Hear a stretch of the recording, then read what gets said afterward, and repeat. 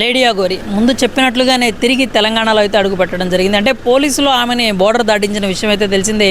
ఆ తర్వాత ఏపీకి వెళ్ళిపోయి అక్కడ నుండి పుణ్యక్షేత్రాలు దర్శించుకోవడం, శ్రీకాళహస్తిలో ఒక పెద్ద హంగామా సృష్టించడం అయితే జరిగింది. అందరికీ తెలిసిందే, అందరూ చూస్తూనే ఉన్నారు. అయితే ప్రస్తుతం ముందుగా తాను ఏదైతే చెప్పిందో తిరిగి తెలంగాణ గడ్డ మీద అడుగు పెడతానని ఆమె ఎప్పుడైతే సవాల్ చేసిందో సవాలు చేసినట్లుగానే తిరిగి తెలంగాణలో అయితే అడుగుపెట్టడం జరిగింది. ఆమె తాజాగా మీరు చూసుకున్నట్టయితే ఇటీవల శంషాబాద్ ఎయిర్పోర్ట్ కాలనీలో ఏదైతే హనుమాన్ ఆలయంలో నవగ్రహాల విగ్రహాలను ధ్వంసం చేశారో ఆ ఘటన అయితే ఆమె తెలిసిన వెంటనే ఆమె తిరిగి ఇక్కడ హైదరాబాద్ రావడం అయితే జరిగింది. ప్రస్తుతం ఆవిడ శంషాబాద్లో ఉన్నటువంటి హనుమాన్ ఆలయాన్ని దర్శించుకుంది. అంతేకాకుండా అక్కడ ప్రత్యేక పూజలు కూడా చేయడం జరిగింది. తర్వాత అక్కడ నుంచి తాను జూకాల బయలుదేరేందుకు అయితే సన్నద్ధమైతే అవుతూ ఉండగా అక్కడ ఒక చిన్న ఘటన అయితే చోటు చేసుకుంది. ఇప్పుడు ఆమె అంటే అక్కడ ఉన్నటువంటి స్థానికులు కొందరు ఆమె కారులో ఉండగా ఆమెను చూసి కొంతమంది పురుషులు ఎవరైతే ఉన్నారో అక్కడ స్థానికులు ఆవిడని చూసి నవ్వారంట. ఆవిడ తనను అవహేళన చేశారని చెప్పి ఆవిడ అఫెండ్ అయితే అవ్వడం జరిగింది.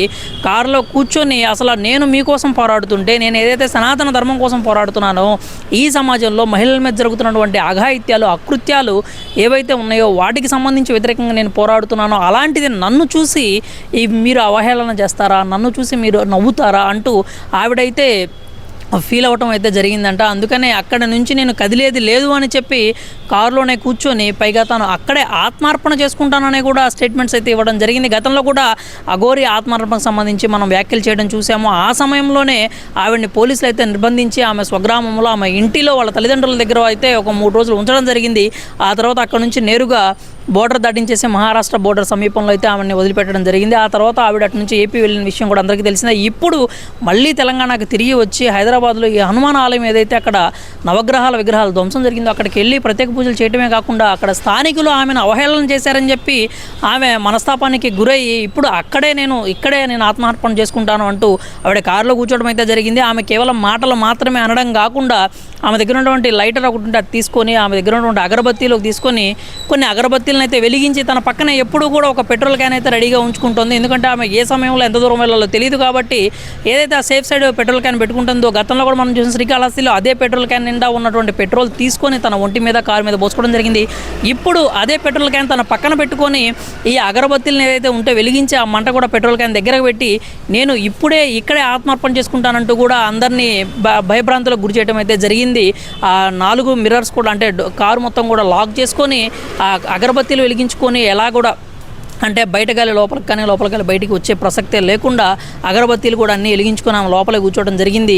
తనను అవహేళన చేశారు అన్నటువంటి ఒక ఆరోపణ అయితే ఆవిడ చేస్తూ ఉంది. అక్కడ ఉన్నటువంటి స్థానికులు తనను చూసి నవ్వారు అని చెప్పి తనను అవహేళన చేశారు అని చెప్పి ఆమె అయితే చేస్తూ ఉంది. ఈ నేపథ్యంలోనే అక్కడే ఉండి నేను ఇక్కడే ఆత్మార్పణ చేసుకుంటాను అని చెప్పింది. అక్కడ ఉన్న స్థానికులు కూడా ఆవిడతో ముందుగా మాట్లాడే ప్రయత్నం అయితే చేశారు.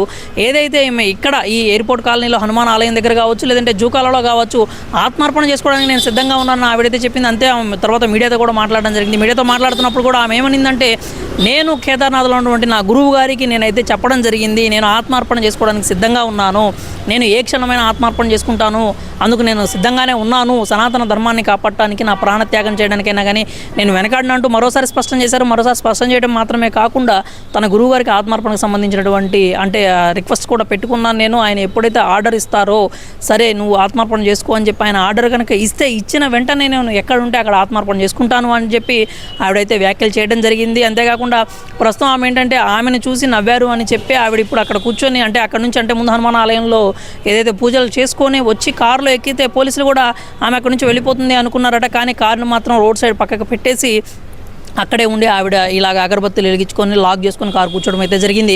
ప్రస్తుతం అక్కడ స్థానికులందరూ కూడా అఘోరిని చూసేందుకు ఎగబడుతూ ఉన్నారు. అసలు అఘోరిని ఇప్పటివరకు మేము వార్తల్లో చుట్టమే, టీవీల్లో చుట్టమే, కానీ ఇట్లా నేరుగా మా దగ్గరికి వచ్చేసరికి అసలు ఆవిడ ఎలా ఉంటుంది, ఏంటి, ఎలా మాట్లాడుతుంది, మేము స్వయంగా చూడాలి అనేటువంటి ఆ ఉత్సుకత ఏదైతే ఉందో ఆ ఉత్సాహంతోనే అందరూ కూడా స్థానికులు ఆమె దగ్గరికి వెళ్ళడం, ఆమెను చుట్టుముట్టడం చేస్తూ ఉన్నారు. అయితే ఏదైతే పురుషులు ఆమెను అవహేళన చేశారని చెప్పి ఆవిడ చెప్పిందో ఆ నేపథ్యంలోనే ఆమె కారు దగ్గరగా ఎవరైనా పురుషులు వెళ్ళినా కానీ ఆవిడ కోపోద్రిక్తురాలైపోయి ఆ అద్దాలను కూడా బద్దలు కొట్టడం జరుగుతుంది. అంతేకాకుండా పోలీసులు తనని నిలువరించారని చెప్పి ఆమె ఆగ్రహం వ్యక్తం చేయడం కూడా జరిగింది. అసలు పోలీసులు నన్ను ఎందుకు ఆపుతున్నారు, నేను చేసిన తప్పేంటి, నేనేమైనా గుళ్ళు పగలగొట్టానా, మసీదులు పగలగొట్టానా, చర్చిలు ధ్వంసం చేశానా, లేకపోతే ఆడపిల్లలు ఎవరైనా అబ్బాయిల మీద నేను అఘాయిత్యానికి పాల్పడ్డానా, నన్నెందుకు పోలీసులు అడ్డుకుంటున్నారు, నన్నెందుకు నిలువరిస్తున్నారు, అసలు వీళ్ళు నన్ను ఆపే ప్రయత్నం ఎందుకు చేస్తున్నారు అంటూ కూడా ఆమె ప్రశ్నించడం జరిగింది. అంతేకాకుండా అసలు ఎందుకు పోలీసులు మిమ్మల్ని ఎందుకు అడ్డగించారు అని చెప్పి ప్రశ్నించగా ఆ విషయాన్ని పోలీసుల్ని అడగండి, వాళ్ళు అసలు నన్ను ఎందుకు అడ్డగిస్తున్నారు, నేను చేయాలనుకున్న పనికి వాళ్ళు ఎందుకు అడ్డం పడుతున్నారు అంటూ కూడా ఆవిడ ఆగ్రహం వ్యక్తం చేయడం అయితే జరిగింది. ప్రస్తుతం